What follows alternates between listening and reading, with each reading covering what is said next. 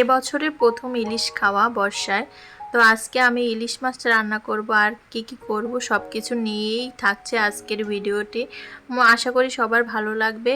আর বাংলাদেশের জাতীয় মাছ ইলিশ না হয়ে বোধহয় পাঙ্গাস হলেই ভালো হতো, কারণ আমাদের মতন মানুষরা হয়তো বা তাহলে খেতে পারতো। এতটা বেশি যদি জাতীয় মাছের দাম হয় তাহলে গরিব মানুষরা কি করে আল্লাহই জানে, তারা বোধহয় তো বছরেও একবার খেতে পারে না।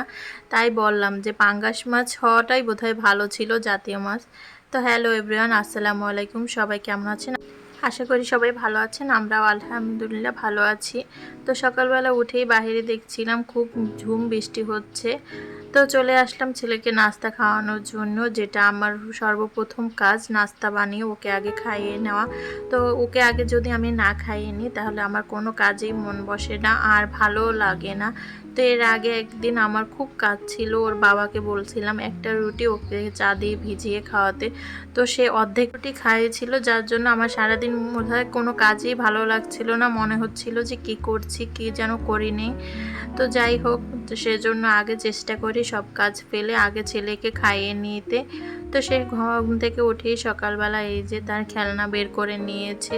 আর সে প্রচুর পরিমাণে খেলনা কেনে, যা আমার প্রতি সপ্তাহে একবার হলেও বস্তা ভরে এরকমভাবে রাখতে হয়। তো খুব একটা খেলনার নেশা ওর, কি করব বুঝতে পারছি না কিভাবে এ থেকে ফিরাবো। তার প্রতিদিন একটা না একটা খেলনা কেনাই লাগে, আর দুই একদিন বাদ বাদ গেলে সে বলে যে আমার কিছুই ভালো লাগে না, আমি যেন কি করিনি এরকম করে। তো তাকে খাইয়ে রেখে চলে আসলাম রান্নাঘরে। আর যেটাই বলছিলাম যে বর্ষার প্রথম ইলিশের এতটাই দাম, যা আমাদের ধরা ছোঁয়ার নাগালে মধ্যবিত্ত মানুষ যেটা খেয়ে আর কি দুই একটা টাকা জমানো যায় সেই চেষ্টাই করি। তো যাই হোক, এই মাছটা আমার শাশুড়ি কিনে আনছিল, একটু নরম হয়েছে। মহিলা মানুষটি আর কি পেলে লোকরা একটু ঠকানোর চেষ্টাই করে হয়তো বা, সে এইরকম একটা মাছ আনছে। তো মাছটা একটু হালকা নরম ছিল, কিন্তু দামটা কিন্তু গরমই ছিল, নরম ছিল না। খুব একটা কম ছিল না যে নরম ছিল, সে বুঝতে পারে নাই মাছটা এরকম হবে। যাই হোক, 3টা মাছ কিনে এনেছিল, তো আমাদের একটা দিয়েছে, সেটাই আজকে রান্না করছি। এই তো মাছটায় আমি আগে হলুদ মরিচ এবং লবণ মাখিয়ে নিচ্ছি, তারপর এটা আমি তেলে ভেজে নিব। তো তেলটা গরম হতে দিয়ে দিচ্ছি, কড়াইতে বসিয়ে তেল দিয়ে দিয়েছি, এখন মাছটা দিয়ে দিয়েছি। কিন্তু মাছটা ভাজার পরে ওরকমভাবে নরম ছিল না, আর টেস্টের দিক দিয়েও খারাপ ছিল না, যার জন্য ওরকমভাবে মনে হয় না খুব একটা নরম, হয়তো বা বরফটা ছেড়ে গিয়েছে যার জন্য একটু নরম রাখছিল। তো একে একে আমি সব মাছগুলো তেলের মধ্যে দিয়ে ভেজে নিচ্ছি, আর ভেজে এগুলো আমি ভুনা করব, কারণ আইনের বাবা ভাজা মাছ ছাড়া খায় না, যেটা আমি এর আগেও ভিডিওতে বলেছি। তো মাছগুলো আমি সুন্দরভাবে কড়া করে ভেজে নিচ্ছি, তারপর আমি পেঁয়াজ দিয়ে এটা ভুনা করব। আর আমি রান্না করব আজকে কাঁচা কলা। তো কাঁচা কলা দিয়ে কিন্তু ইলিশ মাছ খুবই স্বাদ, কিন্তু আইনে বাবা তরকারির মধ্যে কোনো মাছ দিলে সেটা খেতে চায় না, যার জন্য আমি আলাদাভাবে এটা ভুনা করব। তো আমার মাছগুলো ভাজা হয়ে গেছে, আর এই পাশে আমি একটা কড়াইতে তেল দিয়ে দিয়েছি মাছটা ভুনা করার জন্য। আর এদিকে আমি যেটা বলছিলাম আমি কাঁচা কলা রান্না করব। তো কাঁচা কলার মধ্যে আমি 2 পিস মাছ দিয়ে কাঁচা কলাটা রান্না করব, যাতে ইলিশ মাছের ফ্লেভারটা সেখানে আসে। আর এই তো কড়াইতে তেল দিয়ে দিয়েছি, এখন মাছটা ভুনা করব। এর মধ্যে আমি প্রচুর পরিমাণে পেঁয়াজ কুচি দিয়ে দিয়েছি। আর ইলিশ মাছ যেভাবেই রান্না করেন না কেন, স্বাদের কিন্তু কোনো তুলনা হবে না। তো আজকে আমি সিম্পলভাবে এই ইলিশ মাছটা ভুনা করব। এখানে পেঁয়াজ এবং কাঁচামরিচ দিয়ে দিয়েছি, এটাকে ভালোভাবে একটু নেড়ে চেড়ে ভেজে নেব। তারপর এখানে আমি শুকনো মশলাগুলো অ্যাড করব, খুব সিম্পলভাবে ইলিশ মাছ ভুনাটা করব। তো এর মধ্যে দিয়ে দিয়েছি এখন লবণ এবং মরিচের গুঁড়া, হলুদের গুঁড়া দিয়ে ভালোভাবে আমি কষিয়ে নেব।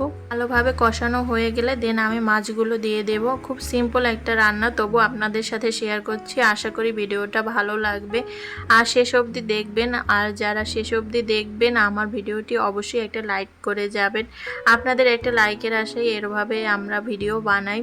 তো এই তো আমার রান্না বান্না চলছে, আর এই পাশে আমি কড়াই বসিয়ে দিয়েছি কাঁচকলা রান্না করার জন্য।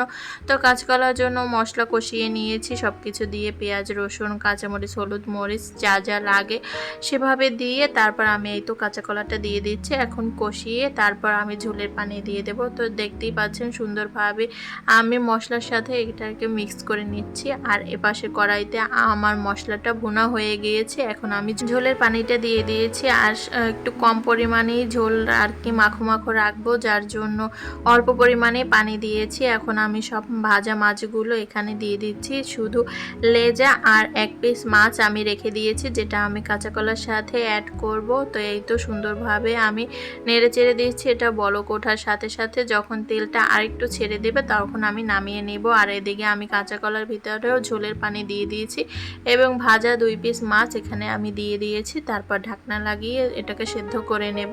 আর এদিকে মাছের মধ্যে আমার বলক উঠে গেছে। মাশাআল্লাহ, আমার মাছের কালারটাও খুব সুন্দর হয়েছে এবং খেতেও খুব ভালো হয়েছে।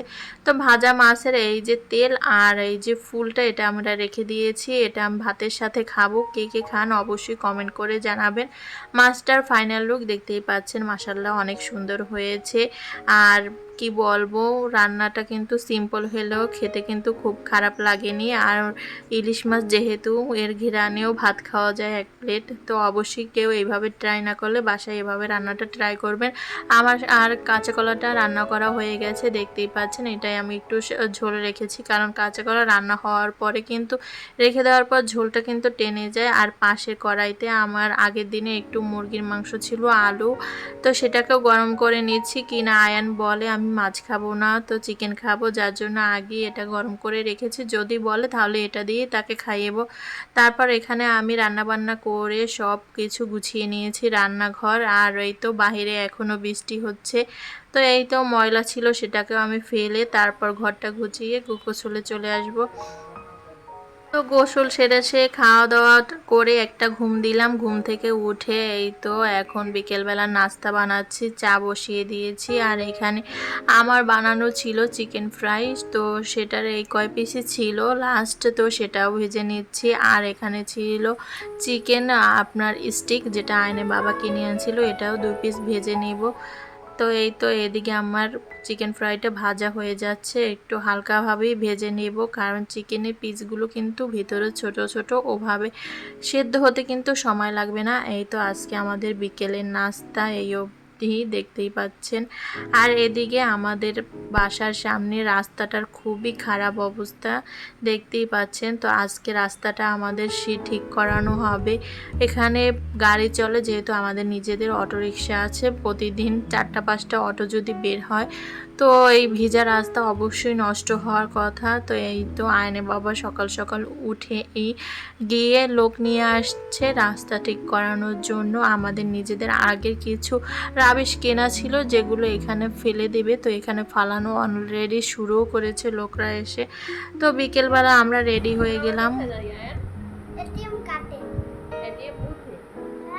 আইনে বাবার বেতন উঠাইতে তাই না? আইনে বাবা ফার্স্ট বেতনের টাকা আমরা এখন উঠাইতে যাবো, তাই না? ছোট ছোট টাকা নিবে। হ্যাঁ দেখো। তো আয়ন তো খুব এক্সাইটেড, তার বাবার প্রথম বেতনের টাকা। তো প্রথম বলতে এর আগেও সে বিভিন্ন কোম্পানিতে চাকরি করেছে, তো এখন সে একটা ভালো জায়গায় চাকরি করে, সেটা আমি এখানে বললাম না। যাই হোক, যার জন্য তার প্রথম স্যালারি উঠানোর জন্য আমরা যাচ্ছি আর কিছু কেনাকাটা করব। যেহেতু প্রথম স্যালারি পাচ্ছে, তার বাবা মাকে কিছু তো একটা দিবে, তো সেই জন্য আমরা আগে এটিএম বুথে চলে গেলাম টাকাটা উঠানোর জন্য। আর সে তার বাবাকে দিয়ে টাকাটা উঠাচ্ছিল। তো 2 বাবা ছেলে মিলে টাকা উঠাচ্ছে, দেখতেই পাচ্ছেন। আর আল্লাহর কাছে লাখ লাখ শুক্রিয়া যে যতটুকু আছে তার মধ্যে নিজেদের সুখ খোঁজার চেষ্টা করি। আর আল্লাহ যেন এভাবেই একসাথে সাথে থাকার তৌফিক দান করুন। আর আমাদের জন্য সবাই দোয়া করবেন। তো এই তো 2 বারে টাকা বের করতে হলো, কারণ ফার্স্টে 20,000 টাকার বেশি মানি বের করা যায় না এটিএম বুথ থেকে। তো ওখান থেকে বের হয়ে আমরা কেনাকাটা শুরু করলাম। তো আজকের ভিডিওটি এই অবধি। কী কী কেনাকাটা করলাম নেক্সট ভিডিওতে থাকবে। যদি ভালো লাগে অবশ্যই একটি লাইক দিয়ে যাবেন। আসসালামু আলাইকুম।